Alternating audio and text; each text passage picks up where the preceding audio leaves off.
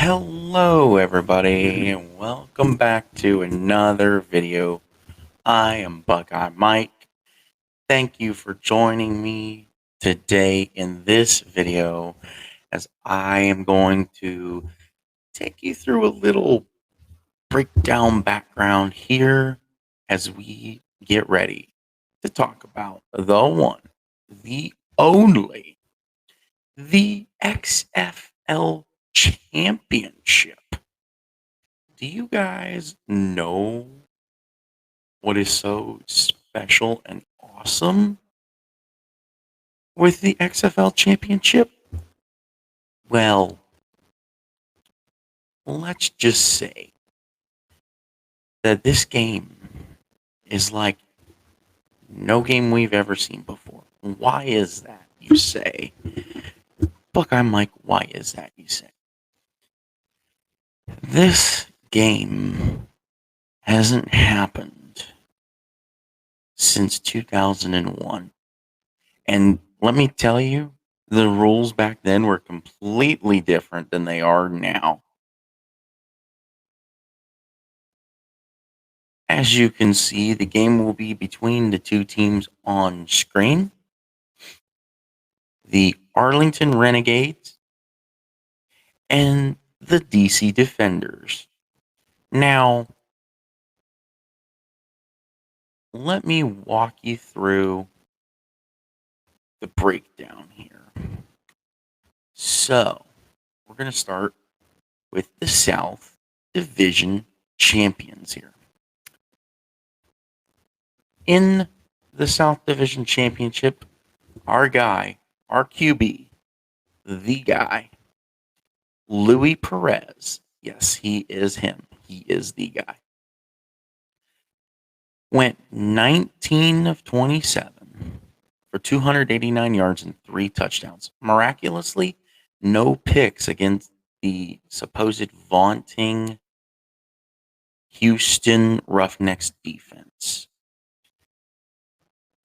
Our key and leading rusher was running back Devion Smith. 24 carries for 94 yards. He was a huge impact player for the game, and he helped with the differential. Now, yes, that is who you think it is. That is Caleb Vander Esch. He is related to Leighton Vander Esch of the Dallas Cowboys. So, yes, that is him. In the South Division Championship, Caleb had 5 catches for 60 yards. 5 crucial catches for 60 yards. And obviously, him catching the ball really helped open the running lanes for Devion. The other one who had a big impact in the passing unit was Mr. Javonta Payton. He was the only receiver who caught a touchdown pass. In fact, he caught 2. He had 5 catches for 121 yards and 2 touchdowns. This right here, outside of the obvious quarterback, is the one who torched the Houston Roughnecks defense. That defense was worn out. It felt like the defense gave up at one point. It just wasn't the same energy that there had been throughout the season. And mind you, Arlington came into this game on the road. So they had their backs against the wall as it was already. Not to mention, Arlington, the South Division winners, came in at 4-6. The defense as a whole was the key to winning this game for Arlington. It was huge, massive impact by the Renegades defense. As a group, the defense had 28 solo tackles, 22 assisted tackles for a total of 50 total tackles, which I forgot to throw in the graphic here. 3 sacks, 3 tackles for loss, and 1 interception. They really made problems for both Cole McDonald and Brandon Silvers all game and all day long. And that was huge. That was big part of how Arlington won.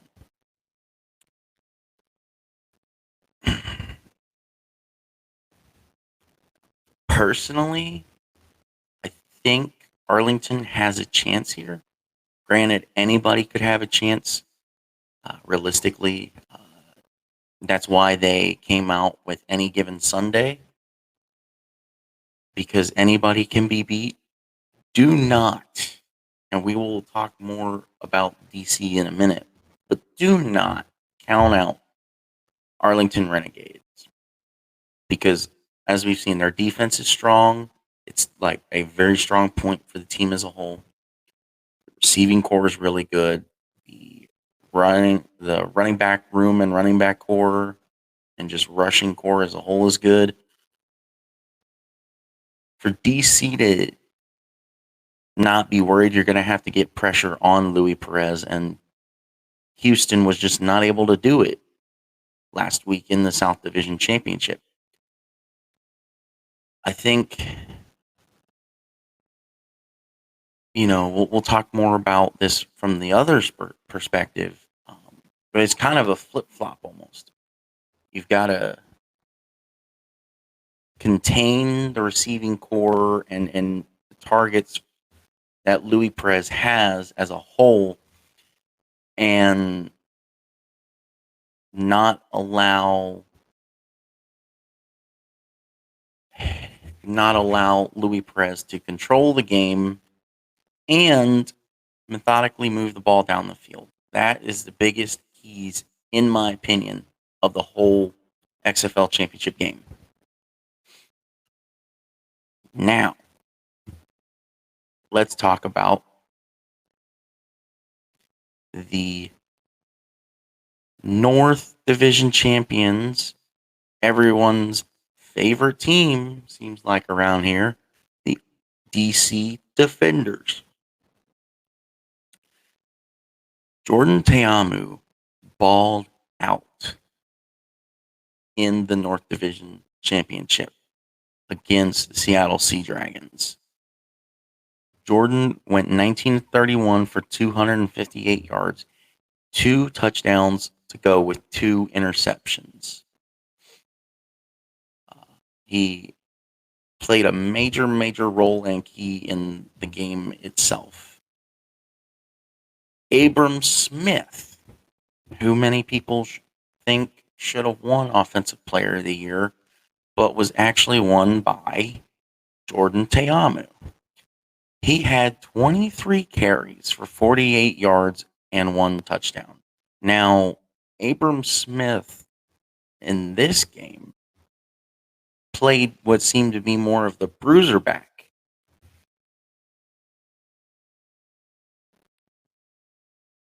For DC. Played a big role to get the 48 yards and 1 touchdown. Because if they don't, the game was close enough that if Abram Smith doesn't get his 1 touchdown, DC may not win the game, but that was not the case. Yes, you contained Abram Smith, but again, Ta'amu had 258 yards. And that's just passing. Another reason was Josh Hammond. He's your top receiver with catches. It's 6 catches for 55 yards. So he shared an impact of sorts. Obviously not as big as other players and other people on the team, but he is your leading receiver. in the catches category from the North Division Championship game. De'Aaron King played a short, small role in the championship game. He went 4 or 5 for 20 yards. He played his role to a T perfectly. He comes in the short yardage situations near the goal line and just bangs it in there. He gets the job done for the defenders. I like what they do with De'Aaron King. I don't care for the 2 quarterback system, but DC makes it work and makes it look really good. It works to perfection the way they run it. It makes it hard to stop the 2 QB system, but it's there for a reason. If Te'amu, for whatever reason, is off on his game, you can switch in De'Aaron King, and the ship will still run smoothly. Things will be okay. The problem comes if defense ever causes enough issues for both men. Now both quarterbacks are playing average to poorly, and you have a problem. So, I mean, there are holes in the 2 QB system, but it works in the sense that it does for DC because you can only stop one or the other. Defenses can't figure out how to stop both. Another impact player for DC was wide receiver Chris Blair. He had 5 catches for 51 yards. It was key to spread the wealth. Obviously, you can't keep giving the ball to the same people. So, of course, you spread the wealth. And he had some key plays and moments in the game itself out of his 5 catches. Another one was Lucky Jackson. He had 2 catches for 56 yards. So if you actually contain the man, maybe he has 1 catch for almost 30, and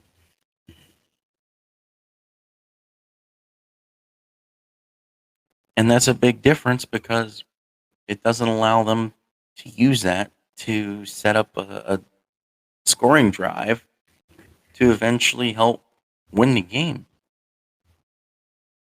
Now, Defender's defense is a really good defense. Overall, I think defensively, you're about even. I give Defender's defense a slight edge in this matchup between defense versus defense because DC has the work cut out for them to a degree. What I mean is basically for Arlington to win the game, they're going to have to do what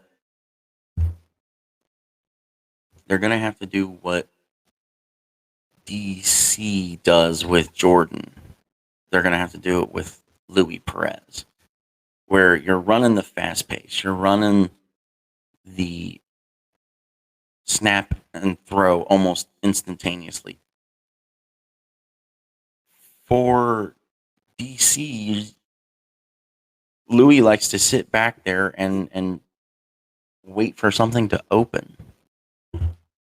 He doesn't always go with the first read. There are holes that you can get through and ways that you can get pressure on the quarterback and get to the quarterback. Again, I think DC's defense has their work kind of cut out for them because there's less work that DC defense has to do than Arlington has to do. 100%. I think that. Now, DC's defense in the North Division Championship had 1 fumble, recovered the fumble, had a total of 47 tackles, 27 solo tackles, 20 solo tackles, 27 assisted tackles, 3 sacks, that is a typo, and 3 tackles for loss. This is a big, big performance out of the DC defense. Now, overall, I want to talk to you guys about how I think this game is going to go. Personally, I think if you look at specifically the way the last matchup between the two went, I thought it was a really good game. It came down to the wire. It went to overtime. Ended up being 28-26 DC. They could have suffered their second loss of the season. Easily, Arlington actually looked like they could have beat DC.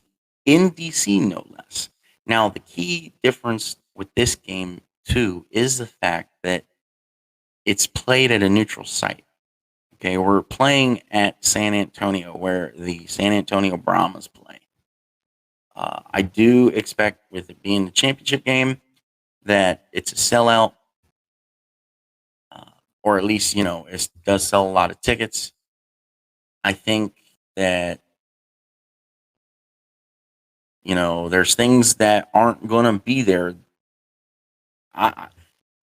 Speculation that aren't going to be there, that could be there, and if it's there, it could make an impact. Yes, I'm talking about the infamous beer snake. If they allow the beer snake, then you're allowing the DC fans to get rowdy like they usually do, and that's going to be an impact on the game. If they get rowdy like they do, I think this could lean in DC's favor.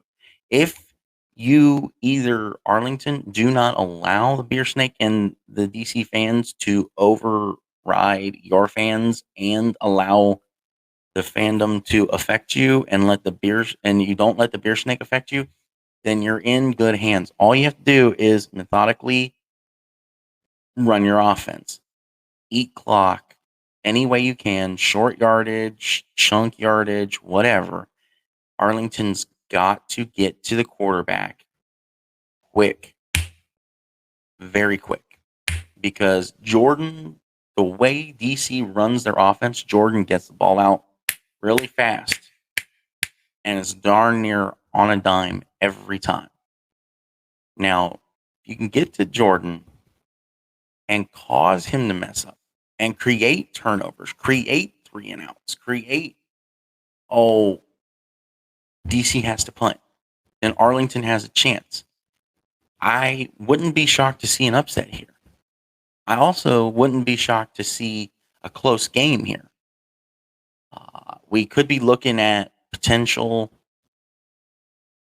major upset for the whole darn thing. But I think DC is determined to win it all after their 10-1 start, 9-1 regular season. With that being said, I think DC is going to win because my pick is going to be Arlington in a close nail biter. Arlington wins 32-30 over the DC Defenders. So, that being said, thank you everyone very much for tuning into this long-winded, yes, but I wanted to be very detailed video. I hope you enjoyed. Please leave your comments down below. I look forward to seeing you in the next video, and stay tuned to the channel. Subscribe, like, and comment on everything. I do go back and read all your comments. It might take me a while to respond, but I do read them. Thank you everybody for being here. Stay tuned to the channel. We got big things coming. I appreciate everyone. Have a wonderful day, and I will see you in the next video.